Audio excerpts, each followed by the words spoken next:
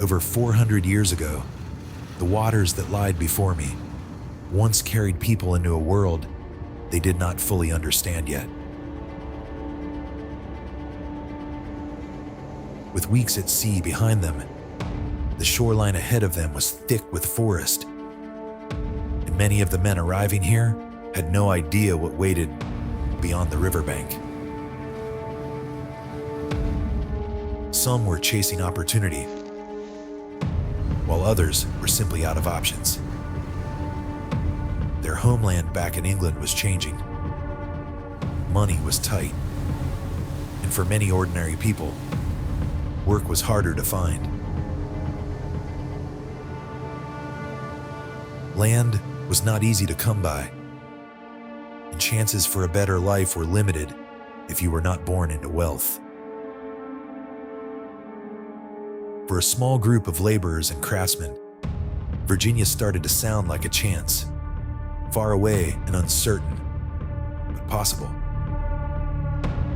A place across the ocean where land seemed endless, where fortunes were rumored to be waiting, where a man might rebuild his life if he survived long enough to try.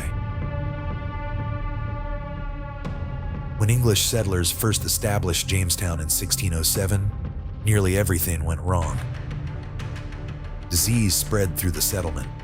Food became scarce. The swampy ground and brutal summers took their toll quickly.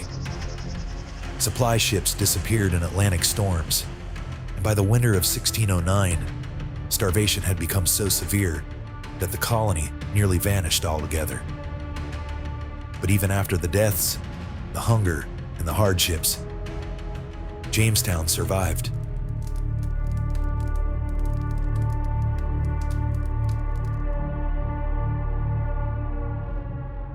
Roughly 11 years later, further upriver from the original fort site at Jamestown, another story would slowly unfold along a stretch of land overlooking these very waters. England's system of planned settlements, used to support the growing Virginia colony and known at the time as hundreds, led to the granting of a new tract of land along the north bank of the James River, about 20 miles from Jamestown. Today, that historic landscape is better known as Berkeley Plantation. What followed here stretched far beyond those early years of Virginia. Over the centuries, Berkeley Plantation would witness the rise of colonial America, the fight for independence, the divisions of the Civil War, and the long arc of change that brings it to the modern day. Each era leaving its own mark here, fused into the mansion, the grounds, and the stories still tied to this stretch of the James River. Embarking on this new quest, I knew the task that lied ahead and the many layers of history to be told was considerable. The vast scope of the land that surrounded me, which included its rocky river shores, boxwood gardens, quarters of the enslaved, the historic mansion itself, and its many hidden hideaways, would all be part of my day's extensive reconnaissance. Ironically, arriving on the very day the mansion was celebrating its 300th anniversary. And before me, one of Virginia's most recognizable Georgian-style homes, where another signer of the Declaration of Independence once lived. Taking in my surroundings and the beauty of its aged brick facade, I knew this story would require going back to the very beginning. The only way to understand what still stood before me and why it mattered was to trace the chapters of history that had defined it over the centuries.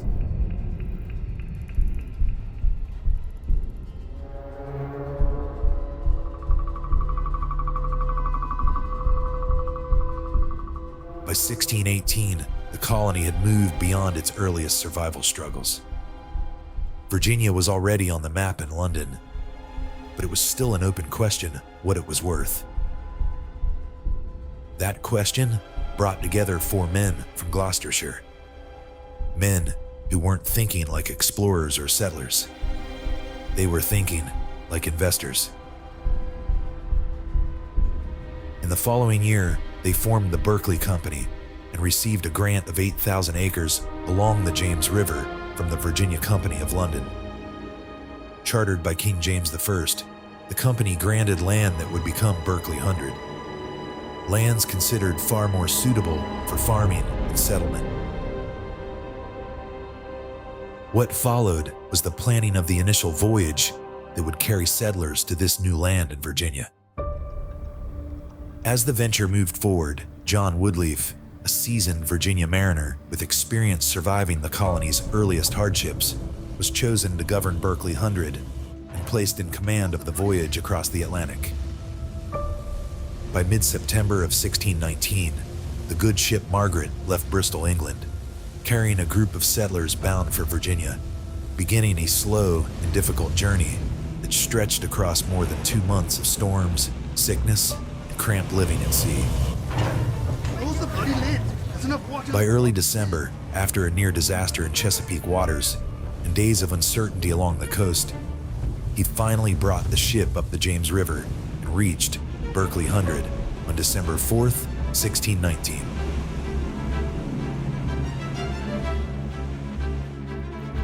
Well entrenched on the property, I made my way through the grounds that stretch far from the mansion in search of any historical markers that aligned with the beginning of the Berkeley story that I was hoping to learn more about. Eventually, I arrived at the monument that symbolizes where the first actual celebration of Thanksgiving took place in the New World. A sacred spot overlooking the area where the first landing at Berkeley is known to have happened.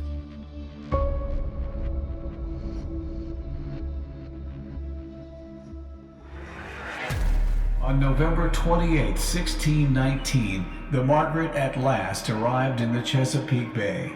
After a few days weathering yet another storm, she proceeded up the King James River and dropped anchor within sight of where you now stand. The date was December 4th, 1619.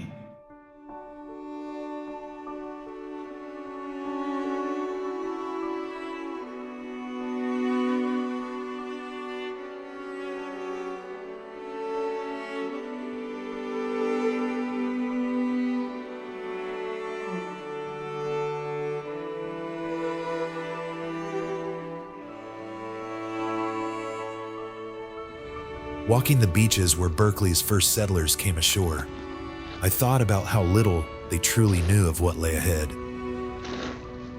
and how much of what followed began with a single step onto this unfamiliar ground.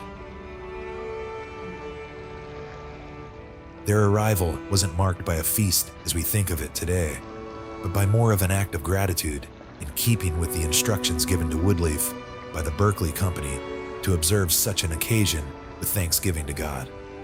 Captain Woodleaf gathered his men on shore, and they knelt on the dried grass to pray. We ordain that this day of our ship's arrival at the place assigned for plantation in the land of Virginia shall be yearly and perpetually kept holy as a day of thanksgiving to Almighty God.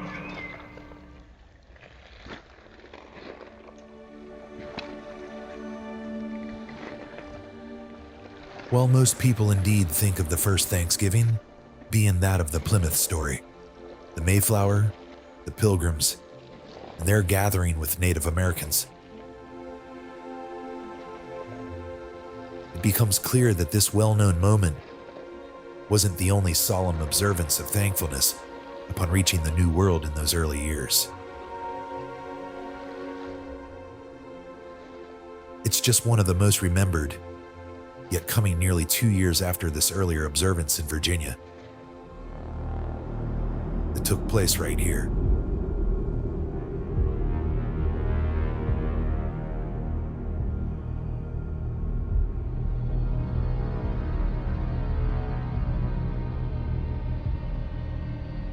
In the year that followed, Berkeley continued to develop beyond its initial arrival as another ship came to shore, and the settlement began to shift from an outpost of survival into something more structured, shaped by new people, shifting responsibilities and leadership, and the growing expectations of those directing the colony back in England.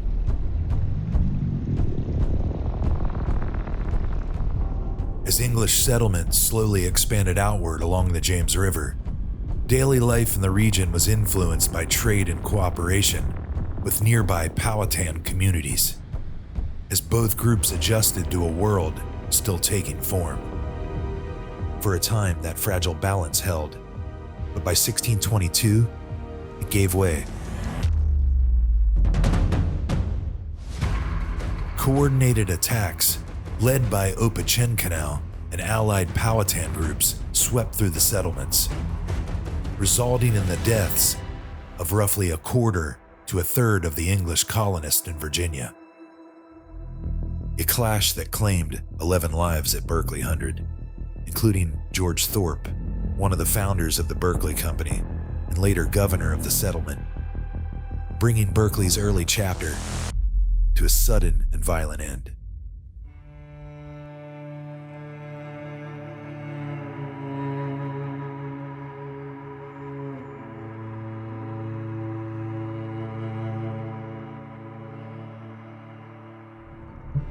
Following the war with the Native American tribes, the site was gradually re-established by a handful of settlers and later passed into the hands of the Bland family, eventually reaching Giles Bland, whose name is tied to the infamous story of Bacon's Rebellion, an event we've previously covered in greater depth. Fast forward to 1691, and Berkeley eventually comes under the ownership of landowner and planter Benjamin Harrison III. This was the beginning of a long connection between the plantation and one of Virginia's most influential colonial lineages. From this point, the estate became part of the wider world of the James River, where tobacco, trade, and shipbuilding shaped daily life, while at the same time connecting the plantation to England. Benjamin Harrison III's son, Benjamin Harrison IV, would later build the brick mansion that was completed by 1726, defining the form of the estate still seen today. Moving along its exterior, I found myself drawn in by the sight of it, close enough to notice the details, yet still taken back by the scale and presence of the structure that stood before me. Now, if you look right to the right of that window frame, you can see a brick with 1723 EB sketched into it. And I believe that is from the year where they were building the house, and that's where they were at that point. And the initials, of course, is from the builder who marked that very brick all the way back in the early 18th century. The history is deep and layered, but one of the most central figures from the 18th century here is the eldest son of the fourth Harrison and his wife, Anne Carter Harrison, who was the daughter of Robert Carter I. Benjamin Harrison V, a member of the Virginia House of Burgesses, a delegate to the Continental Congress, a signer of the Declaration of Independence, Speaker of the Virginia House of Delegates, Governor of Virginia from 1781 to 1784, and a leading figure in Virginia's revolutionary politics. He was born at the house and called Berkeley home for much of the 18th century, including the years before, during, and after the Revolution. While visiting his home, some fascinating details I had studied before arriving began to stand out as I explored the exterior of the house. Looking down into these deep window wells, they definitely were designed with incredible depth, perhaps to bring in more light to the cellar below. And above the side doorway there is the original engraved date stone that bears a heart and the initials of Benjamin and Anne Harrison, who built this home all the way back in 1726. With great appreciation to my quest, I was greeted by friendly and informative interpreters who helped me better understand Berkeley's story while documenting this historic site. Now, I did overhear one of the interpreters mention when they built the Berkeley Mansion, it was built using the Flemish Bond bricklaying style, and they actually used 3 shades of brick. You can see the different colors easily here this close. I believe I heard them say this darker one would have been that salt glaze. You can almost see like a glaze there that's worn off after 300 years. And you've got this darker red here and sort of a lighter red brick here. So I guess that was a apparent sign of a wealthy homeowner. It took 5 years to build the house. It is a 5,200 square foot solid brick home, sitting on 16 courses or layers of brick that go all the way down to the bedrock here on the property. The depth of knowledge shared by one of the site's docents, a woman by the name of Tammy, was remarkable. And the house is solid brick. The basement level, those walls are about 3 feet thick. Above it, the walls are about 2 feet thick, and even the interior walls measure about 18 inches of solid brick. All the bricks were made right here on site, and we had an expert do an analysis, and they've estimated that about 300,000 bricks were made during that time to build Berkeley's mansion. Her passion for the home, its history, and knowledge of its former residents was highly beneficial throughout my exploration. As I explored the grounds, while admiring what I had seen thus far of the mansion's exterior, many of her insights echoed in my mind throughout the day. Benjamin V would be the most famous of all the Harrisons who lived here, and he grew up here with 9 other brothers and sisters. For the period covering much of the 18th century, learning more about Benjamin Harrison V was at the forefront of my mission here, and through her and her husband's interest in his life, as well as through research I carried out after my visit, I was able to gain a clearer picture of his years here at Berkeley and more about his early days. Thinking about his remarkable life, tied to so many well-known places in Virginia outside of Berkeley, I was brought back to nearby Williamsburg, where he was once a student at the College of William and Mary, before years later being elected to the Virginia House of Burgesses during the growing political tensions that would eventually lead toward the Revolution. Months prior to my visit to his Berkeley estate, I had walked the old college campus, where he began learning the classical disciplines that forged a colonial education and prepared someone for public life.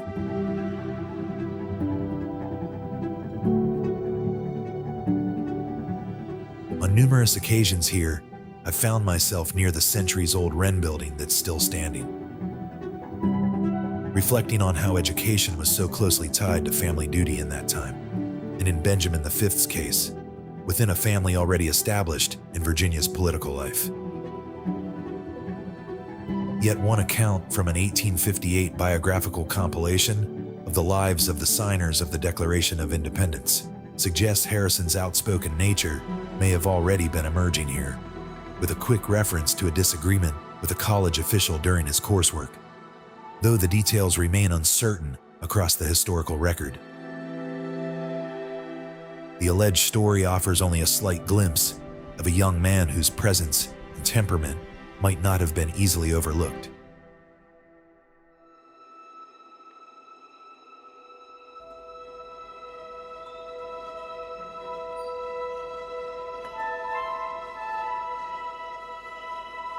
Back at Berkeley, my day on location was about to continue with a rare opportunity. I had been granted special access to explore inside the mansion, where I would carefully make my way through each room on the first floor, while reflecting on the stories and details Tammy had let me in on.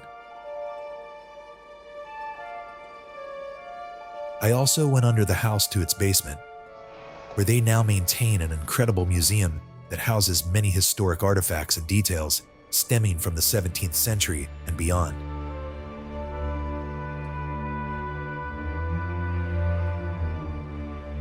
As I entered the historic hallway of his home, I imagined a young Benjamin Harrison V, roughly 19 years old, arriving there himself after many months away in Williamsburg, his life and education up to this point, steadily moving forward into a future in politics.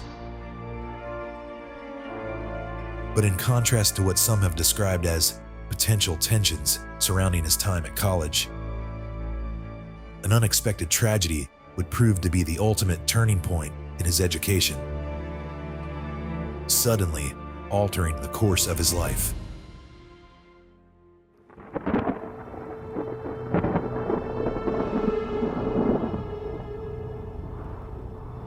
On July 12, 1745, dark clouds gathered over the James River as a storm moved inland toward Berkeley Plantation. Thunder would have rolled in the distance as heavy weather settled over the landscape, and strong winds would have moved across the grounds in sudden bursts, signaling a storm was approaching. I pictured the scene with lightning flickering through the clouds, briefly illuminating the estate in stark, fractured flashes.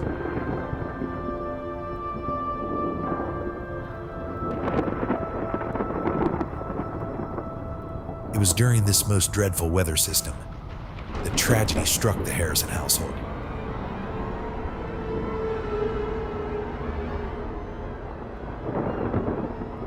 Holding one of his daughter's hands as they rushed upstairs to close an open bedroom window, everything changed in an instant.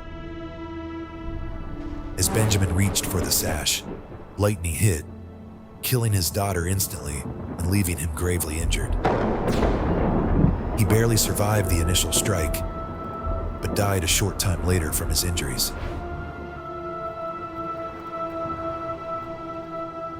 This would stand as one of the most devastating moments in the Harrison family's history, felt deeply across generations that followed.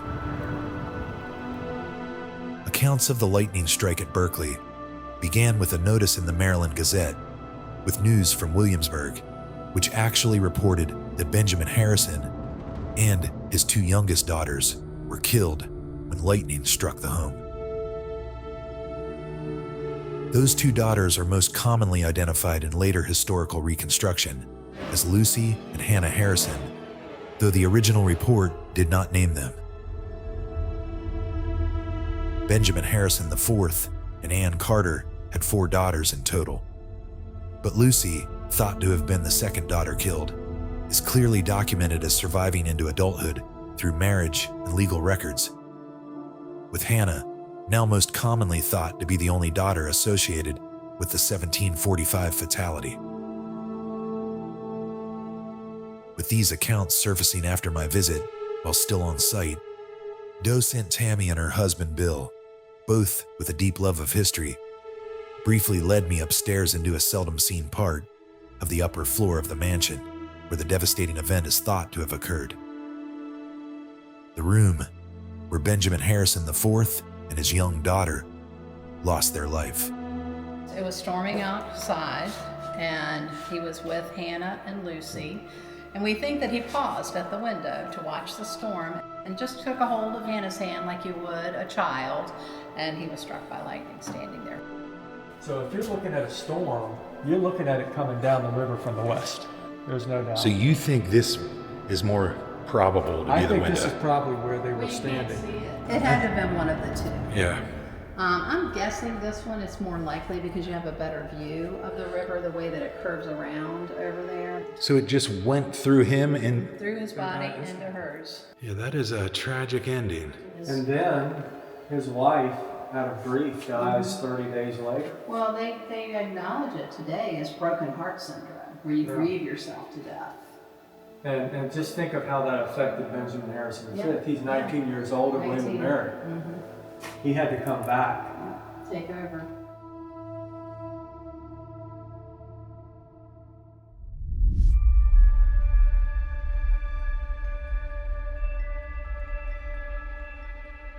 Exploring the home Benjamin Harrison V inherited after the loss of his father, I was back down on the first floor, inside the mansion's north great room. It would have been one of the main areas in the house, used for both formal gatherings and family life. Inside a place he would have known well, now once again, I found myself standing in the home of an American founding father, whose role in Virginia politics, and most notably his signature on the Declaration of Independence, has left a legacy that would define how his house is remembered, along with a reminder in the room itself of remarks made to a fellow signer. This is a poster that reflects the signing of the Declaration of Independence, and this picture here, this guy here is Benjamin Harrison V, but this guy here is Elbridge Gerry. And one of the recorded things that Benjamin Harrison V said, remember he was a big guy, 6'4", almost 300 pounds, is that he jokingly said to Gerry, who was a small, lightweight man, that I shall have a great advantage over you, Mr. Gerry, when we're all hung for what we're doing today. For by the weight of my body, I shall die but in a few minutes and be with the angels. But at the lightness of yours, you will dance in the air for 2 or 3 hours before you die. In my search to learn more about his life, I came across a family record containing a biographer's description that I found particularly compelling. It read, "He was fearless, intensely patriotic, possessed of great force of character and practical sense. He was a member of every great convention and congress until the Constitution and independence were established." Making these statements even more pronounced, above the fireplace was a portrait of the man himself. Like much of the furniture inside the house, it wasn't original to the room. But standing there gazing at it triggered thoughts about why the originals no longer exist. A devastating moment once tied to the home's past. The accounts of British forces under Benedict Arnold, moving down the James River in 1781, and the destruction that followed across nearby plantations, including Berkeley.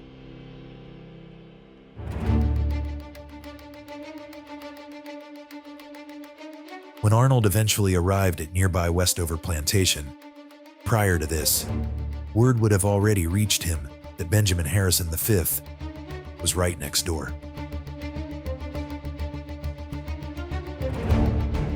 I recalled an earlier visit Sarah and I had taken to Westover, where as we explored the grounds together, I visualized the scene of Arnold's forces swarming the lands that led along the waterfront. If the story aligned with historical accounts, Arnold would have been intent on capturing the prominent Virginia patriot and signer of the Declaration of Independence, being this close to the neighboring Berkeley Plantation.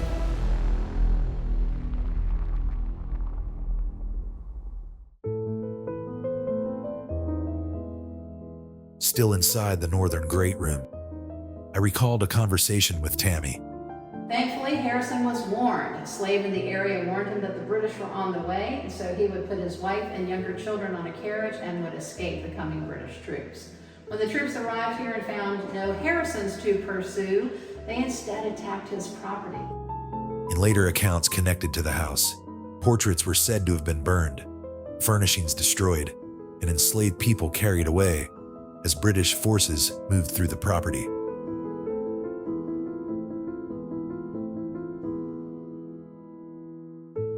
Beneath the first floor of the house, and the cellar museum below, this account is reflected in a painting depicting the destruction thought to have taken place at Berkeley during the raid. He plundered the house, shot cattle, and carried off 40 slaves. His flotilla consisted of 27 vessels, about 1,200 infantrymen, and 100 horses. And here is a painting that depicts that very scene. Gave no mercy to the household, and I'm sure if Benjamin Harrison V would have been here, which I believe he was in Philadelphia at the time, they probably would have hung him right on his own property. Another interesting mention recorded in a compilation of family records published in 1962 claims Harrison's son, William Henry Harrison, reported, "Some years after the Revolution, Lord Murray visited Berkeley. He commented that the Virginia mansions compared favourably on the exterior with this of England, but that the interiors were quite barren of portraits, paints and decorations. Governor Harrison replied. I can account for my paintings and decorations, sir. Your soldiers burned them in our backyard.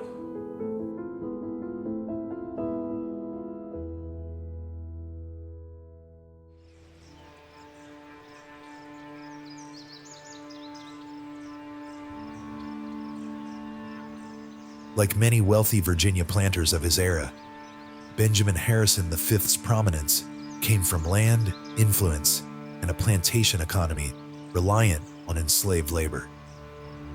Generations of enslaved people helped sustain the Harrison family's prosperity. The more than century-old boxwood gardens I was traveling through date to the early 1900s, but beneath them are 5 original terraces that descend toward the James River, carved into the hillside in 1726 through the labor of enslaved people. These stepped landscapes are among the plantation's oldest surviving features. And from what I've heard, this is one of the largest garden areas of any plantation home in Virginia. And I would imagine a lot of this was taken care of by the enslaved individuals living here. And my hope is that this was a peaceful place for them as well, despite their unfortunate situation. And I'd like to think that they were maybe able to use the garden as a quiet refuge too. Even though they were hard at work here, they still would be in a peaceful location with the sound of birds chirping and nature all around you.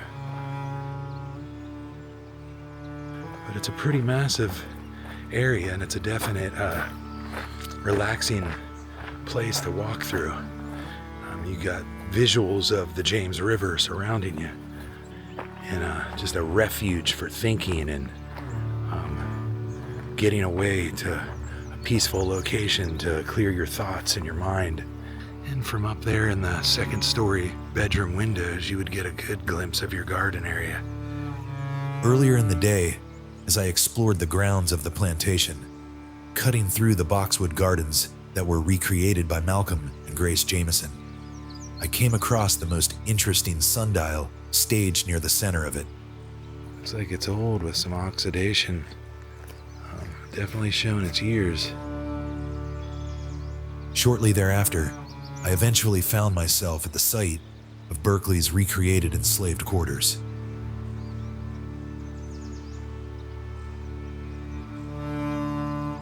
The cabins seen here today were originally constructed for the filming of the movie Harriet in 2019. After filming ended, the structures were left behind and repositioned near the location where the original quarters once stood. Let's go in here and look around for a minute. The first one I came to gave a glimpse of what the living conditions might have looked like then, although the interior would have been congested, as multiple individuals and families could have occupied a space like this at any given time. Got some glass containers, looks like some ceramic jugs.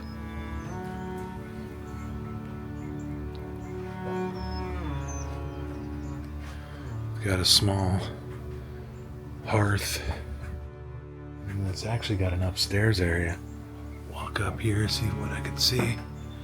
It's chained off, but it does have a bed and what appears to be a stand.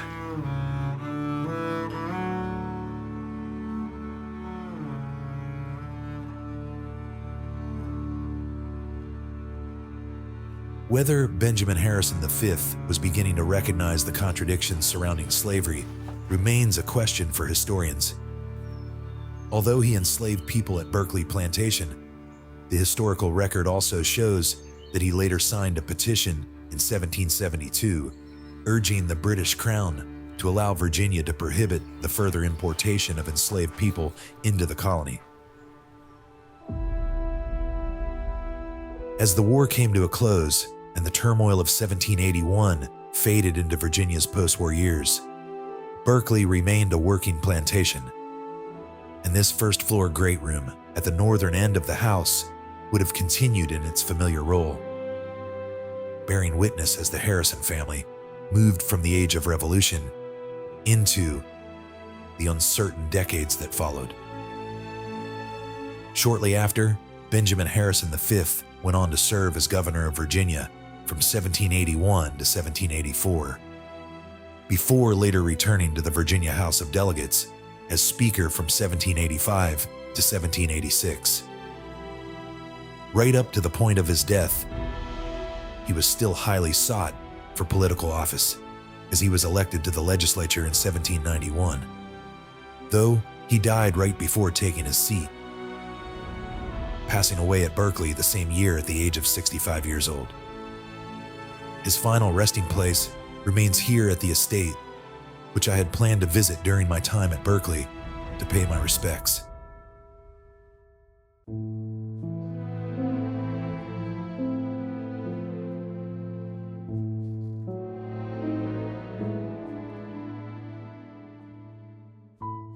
Earlier in the day, back down in the cellar,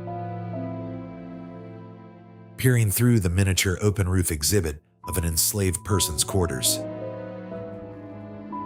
my mind returned to my even earlier exploration of the quarters on site.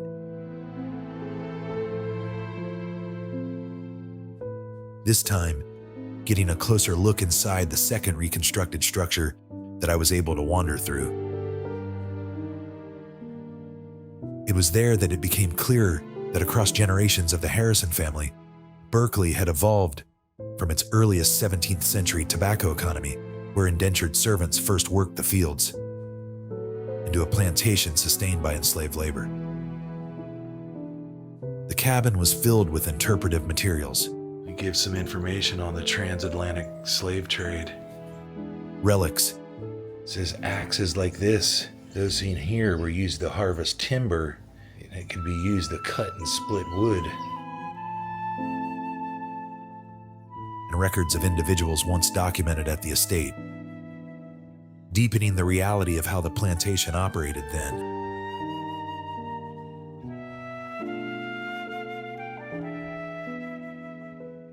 This is the enslaved inventory, I guess, of various individuals who were kept here. Looks like through 1726 and 1791. Harrison in 1791, his slaves were inventoried and appraised as to their value. And it shares details here of the Oscar-nominated film from 2019, Harriet, that scenes from that movie were filmed right here at Berkeley Plantation. And it shows some screenshots from the film.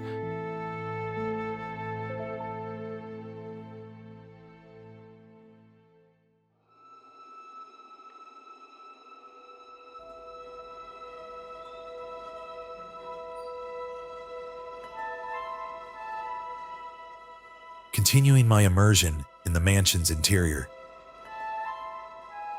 as I exited Benjamin Harrison V's northern great room, the focus began to slowly shift. The story no longer centered on him alone, but on the generations of Harrisons who continued to live within these walls after his death.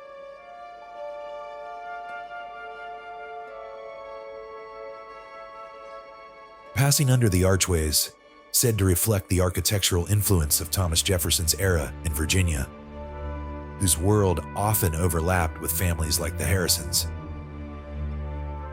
I moved deeper into the house and into the next chapter of the Harrison line, with Benjamin Harrison VI inheriting the mansion after his father's passing.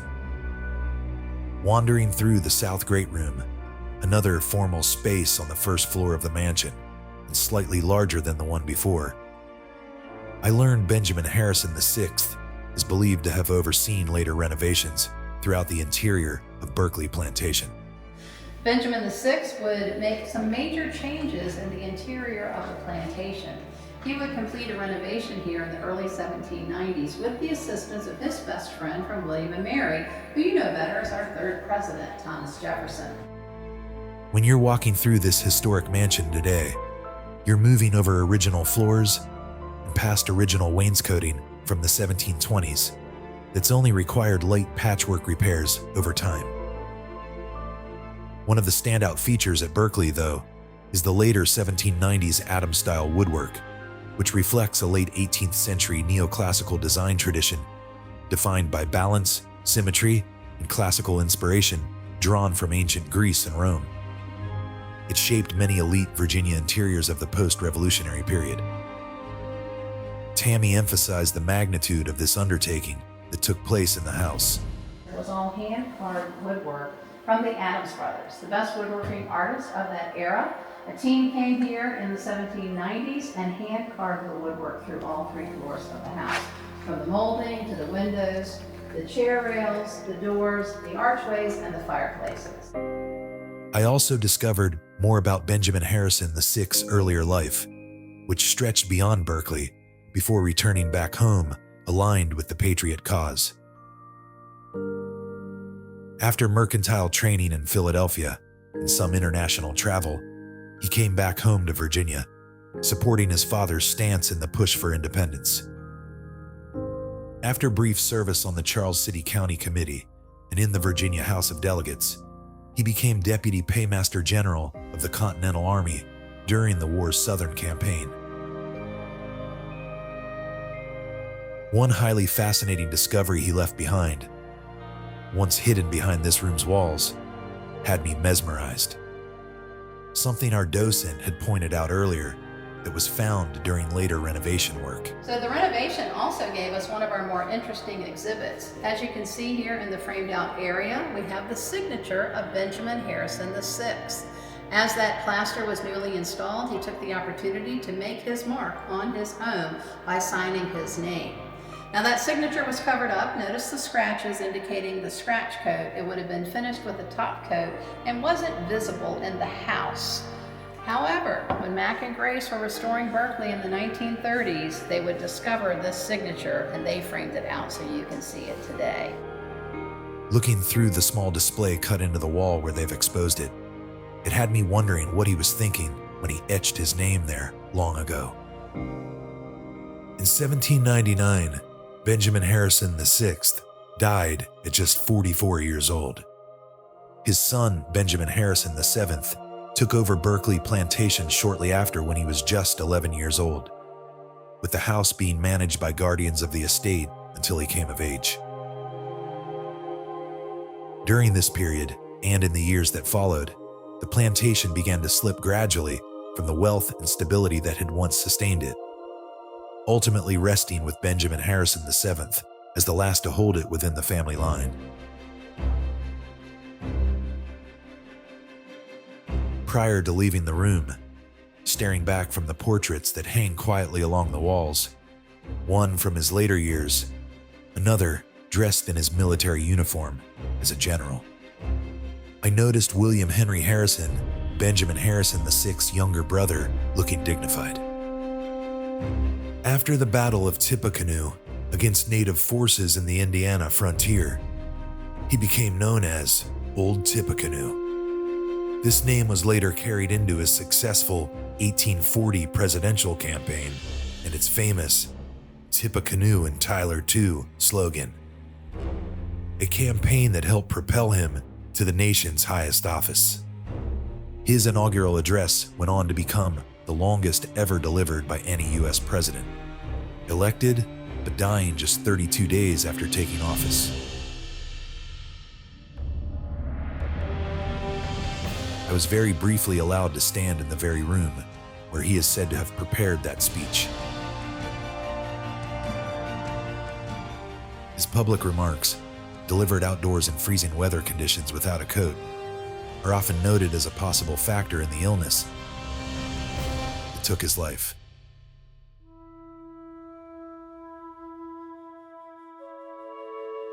Before crossing through the entrance hall and into the opposite side of the mansion, adjacent the wall that an 18th century tall case clock rested on, I stopped to get a closer look at a small opening that exposed part of the house's hidden framework. Behind the plaster, which once wore pine paneling long ago, the original brick walls are revealed. A reminder that much of the structure built centuries ago still remains concealed beneath the rooms we see today.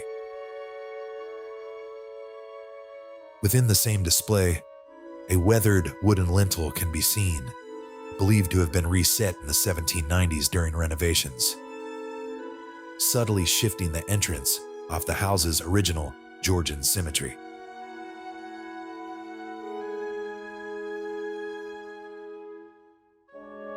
Another rather curious detail in the house I learned about, perhaps even an oddity of sorts, appears as a passage that simply stops short of purpose. And one interesting thing that I learned from the interpreter here is this door that I'm in front of is actually a false door. But to look at it, you would definitely think that this leads to something, but a little trickery, as this door is the door to nowhere.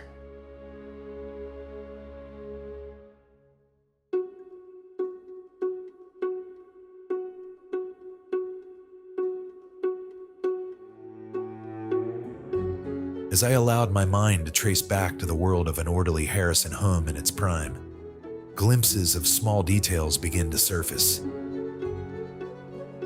Inside the dining room, an atmosphere of preparation and gathering would have been present, as those who worked within the house moved efficiently to set each arrangement with precision.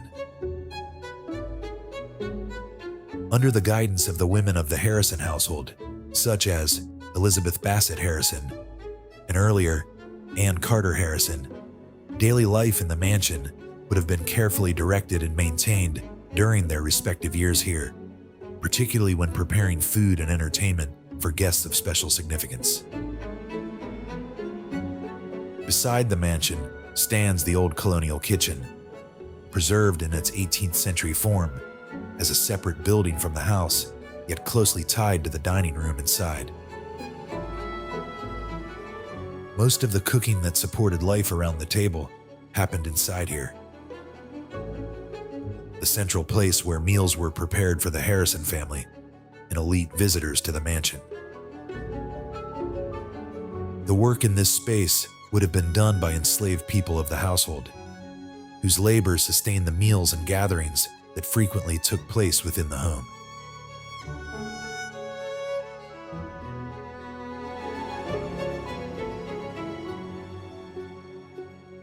Inside the kitchen building are other rooms as well, including a more formal space with a fireplace, though its exact use was not fully clear to me.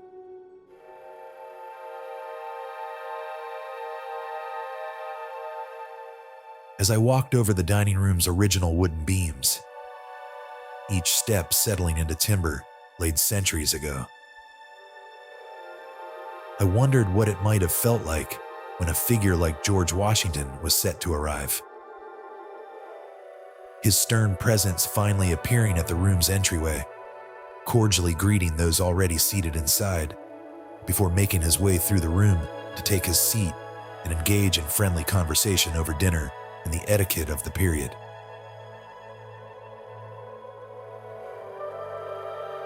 Some original relics from the past are revealed in their modern presentation here, such as the blue willow china displayed on the table, of which fragments of such dishware have been unearthed in archaeological digs on the site over the years.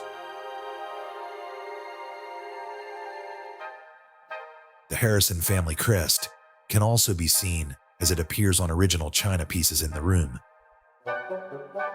These are known to have been designed for Benjamin Harrison VII in the early 19th century. Another surviving artifact on display in Berkeley's dining room today derives from Anne Carter Harrison, wife of Benjamin Harrison IV. 6 silver teaspoons, engraved with the letter C, represent the Carter family line. The piece is said to have remained within the family as an heirloom probably used in this very room, likely passed down through her family before entering the Harrison household. They now once again rest on the dining room table here. Also on the table sat a glass dish of peas, though not real, very convincing, placed there to reinforce the lived-in character of the dining room setting, but also connected to a light-hearted story involving a particularly competitive gardener, Thomas Jefferson, He planted 15 different varieties of English peas because that was his favorite vegetable. And each year he would hold a competition with his neighbors to see who could put peas on the table the earliest, a competition that Jefferson himself never won.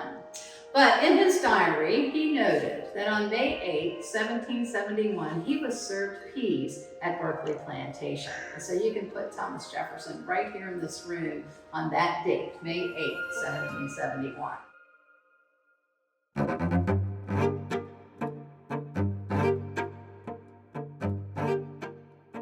What is interpreted as the Harrison's office, or gentleman's chamber on the first floor of the house. The final room I would explore contained features that, despite later modifications, still reveal clues to its past. The room itself has only been reopened to the public for viewing within the last couple of decades. It's easy to imagine an area like this serving both as a place of business and a retreat, where distinguished visitors might step away from the activity of the household for more private conversation.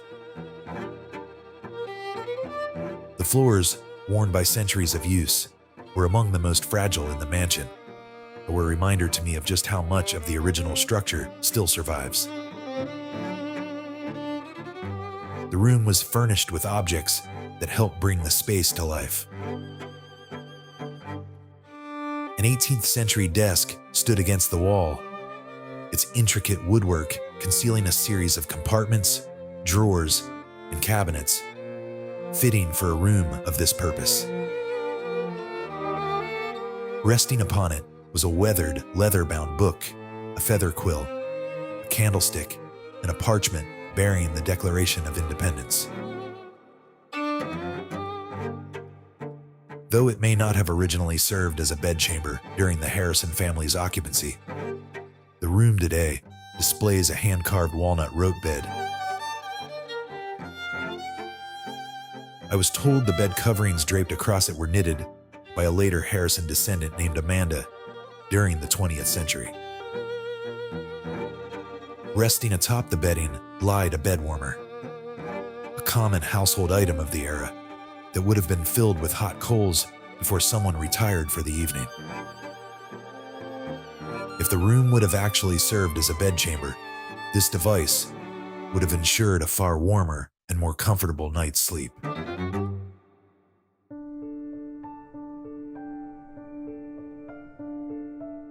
Moving ahead in time to the Civil War, this room took on a far different purpose, once serving as an operating room during the conflict. What are believed to be bloodstains still visible on the floor provide a noticeable link to that chapter of the home's history. And right above it, placed on an old 1790s chest of drawers from the College of William and Mary, was a framed photograph of the grandson of William Henry Harrison, who was the 9th President of the United States. Only 7 years old when his grandfather was president, Benjamin Harrison would later go on to serve as the 23rd President of the United States from 1889 to 1893. While researching his life, naturally, when I stumbled upon the first known recording of a U.S. president's voice, I was stunned. The audio quality is poor and somewhat difficult to make out, but it captures Benjamin Harrison himself speaking on an early Edison phonograph wax cylinder during his presidency in the late 1880s. As President of the United States, I was present at the first Pan-American Congress in Washington, D.C. believe that with God's help, our two countries shall continue to live side by side in peace and prosperity. Benjamin Harrison. Seeing his photograph in the old gentleman's room, where his grandfather and great-grandfather once spent time, was a remarkable realization.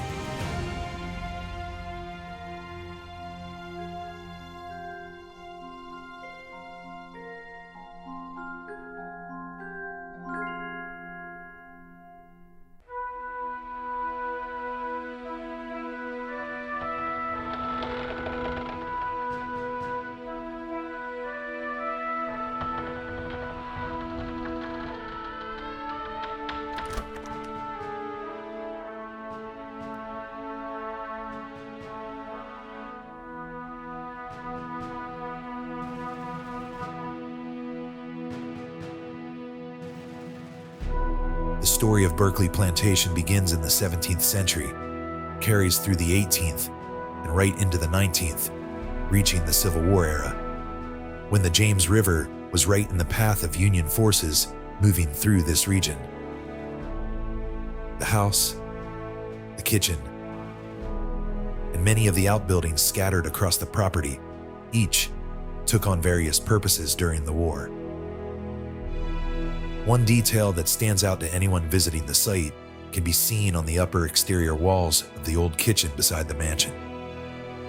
During the Civil War Peninsula Campaign in 1862, Union forces occupied the area along the James River, including Berkeley Plantation, which became known as Harrison's Landing.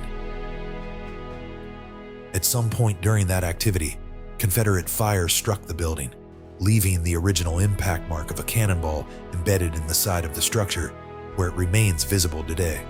During some heated combat, this home sustained damage, with its cannonball still visible today. Standing there, I wondered if the cannonball itself was the original projectile or a later replacement set into that same impact point. Similar to what I had seen over at Yorktown at Thomas Nelson Jr.'s house, which can be viewed in one of our latest documentary stories. Yorktown, 1781, Echoes from the Battlefield. Another incredible story from Civil War times is memorialized at Berkeley.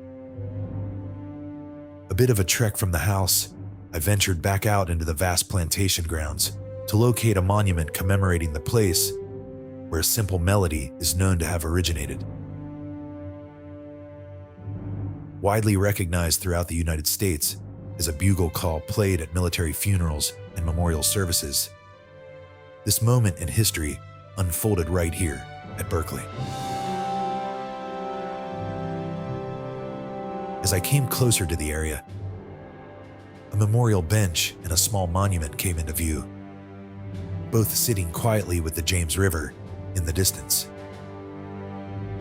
During the war, when soldiers in camp required an evening signal to mark the end of the day, military manuals such as Brigadier General Silas Casey's System of Infantry Tactics listed a bugle call known as tattoo.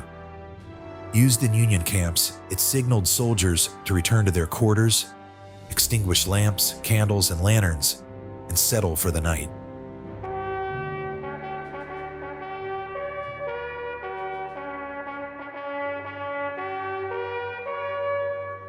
Earlier in the day, I had gotten a close-up look at some fascinating original relics inside Berkeley's Cellar Museum that provided a clear visual of what took place next. While stationed at Harrison's Landing in July of 1862, Union Army General Daniel Butterfield felt the existing call didn't suit the moment or its purpose. Working with bugler Oliver Wilcox Norton, Butterfield took an existing tune he was already familiar with and reshaped it, shortening and rearranging the notes into a new 24-note melody. The next night on the grounds of Berkeley Plantation, the new call was bugled for the first time during an evening roll call of the camp by Norton.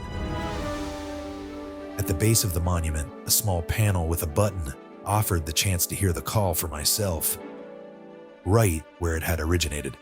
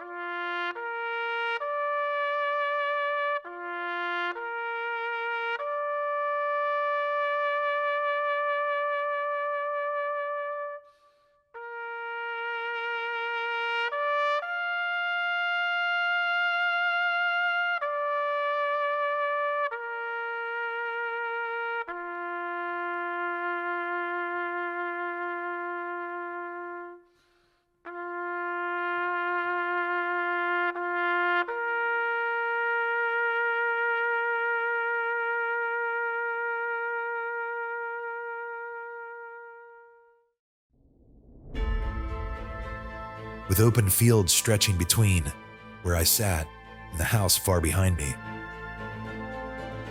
I tried to imagine what the landscape might have looked like during that summer, when more than 100,000 Union soldiers were encamped across the lands surrounding Berkeley.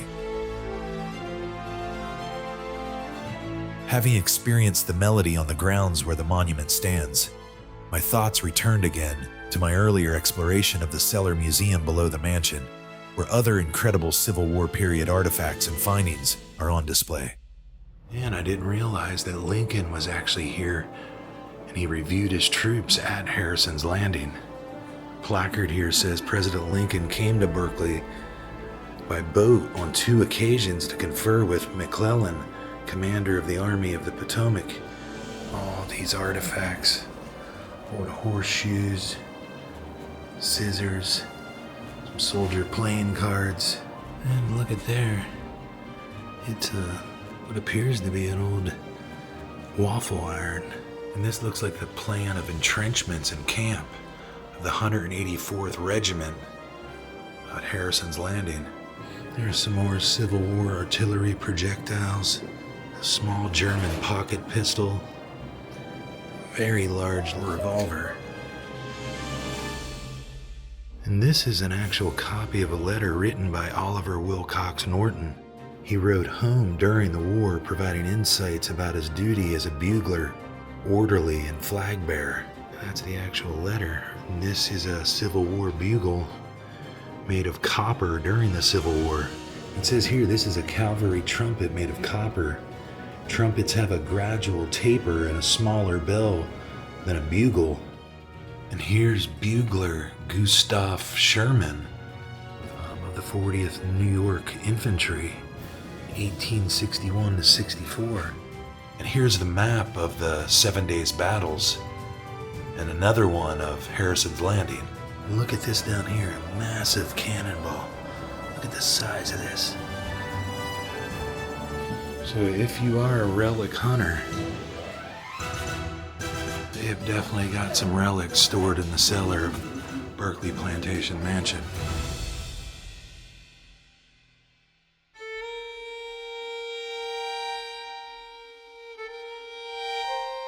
It wasn't only the sound of the bugle that would carry into the latter years of the plantation's history. By the early 20th century, Berkeley remained standing, though the mansion and grounds had fallen into disrepair. More than 4 decades after the Civil War, a Scottish immigrant named John Jamieson, who had once been here as a Union drummer boy while serving with McClellan's army on these very grounds, learned the plantation was being offered for sale. In 1907, he returned to Berkeley once more, this time purchasing the estate. Earlier in the day, as I moved through the mansion's entrance hall, among various framed photographs on stands and end tables, I spotted a portrait on the wall of Malcolm Jamieson, the son of John Jamieson, who would go on to inherit the estate after his father's death. His image gave the sense that he still remained closely connected to the house he once cared for. I later learned more of their backstory and how John would often speak to his son about one day returning to care for Berkeley himself during river barge trips in his youth, when they would travel down the Hudson River, eventually head up the Chesapeake and onto the 2-mile-wide James River to reach Berkeley for loading timber off the plantation, before returning to New York with their valuable cargo. Slightly further down the hallway, another portrait hung on the wall. This one of his wife, Grace Jamieson. Over many decades, Malcolm and Grace devoted themselves to the restoration of the estate, slowly rebuilding the mansion, gardens, and grounds from years of decline. Their son, Jamie Jamieson, continues that connection today, remaining present on the grounds of Berkeley Plantation and carrying forward the same steady care that has kept the estate active rather than frozen in time.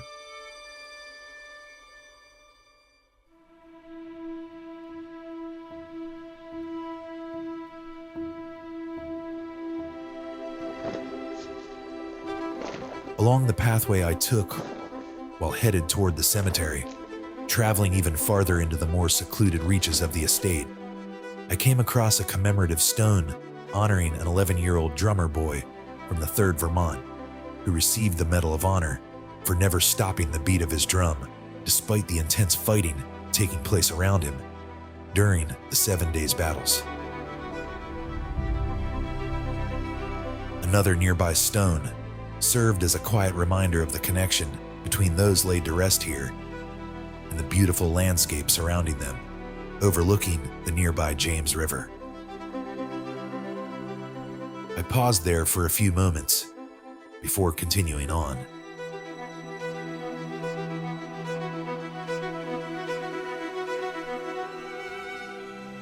Eventually, a sign guided me through the final stretch of a naturally covered pathway that led to a quiet nook. Set back and away from everything else, I arrived at the cemetery, which sat almost hidden within the landscape.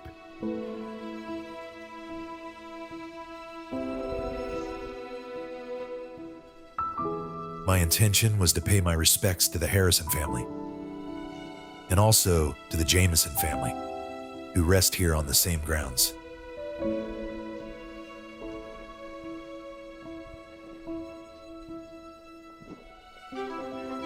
I eventually came upon Benjamin Harrison V and his wife resting together. And here it is, the graveyard of Colonel Benjamin Harrison V, buried next to his wife, Elizabeth Bassett.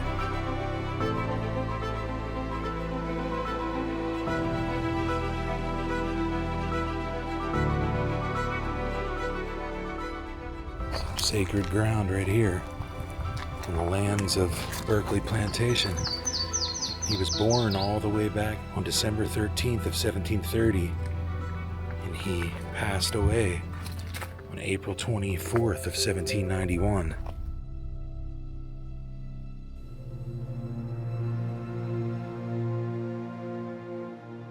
Does mention that he was a signer of the Declaration of Independence, a member of the Virginia House of Burgesses and the Continental Congress, Federal Constitutional Convention, 3 times the governor of Virginia, father and great-grandfather of 2 presidents of the United States, and his wife, Elizabeth Bassett. It says the beloved wife of Benjamin Harrison V. She lived from 1730 to 1792, forever resting right beside one another.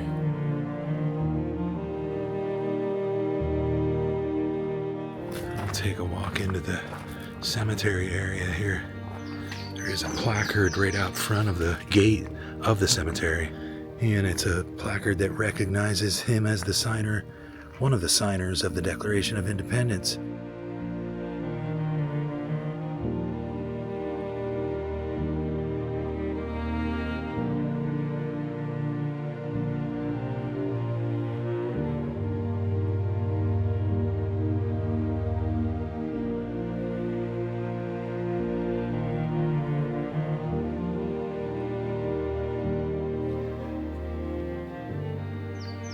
Very scenic landscape, beautiful backdrop for their resting spot, right here on the back side of Berkeley Plantation.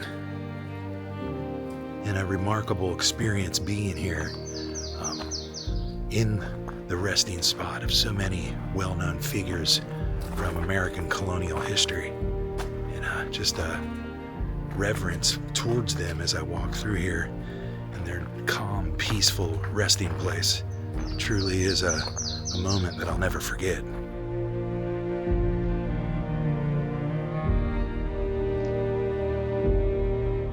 And these are the late owners of the house, Malcolm and Grace Jamieson. And I know they took extraordinary care of the estate long after the Harrisons lived here, but had a solid respect for the history for many years during their time here.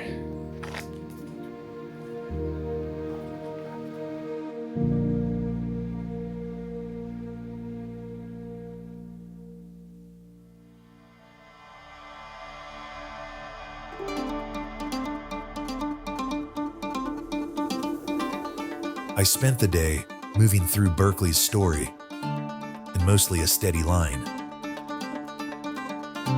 following its timeline as it unfolded from one part of the estate to the next,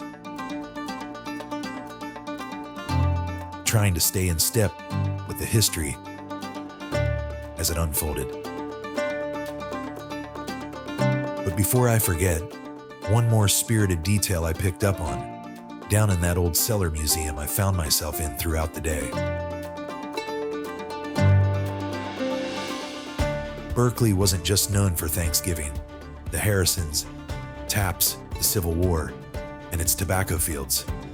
It's also thought to be where America's first bourbon whiskey was distilled, thanks in part to master of Berkeley Hundred, George Thorpe, and his experiments with Indian corn in the early 1620s. As I walked back through the plantation to leave, I carried a stillness with me, letting the final moments of the day settle in,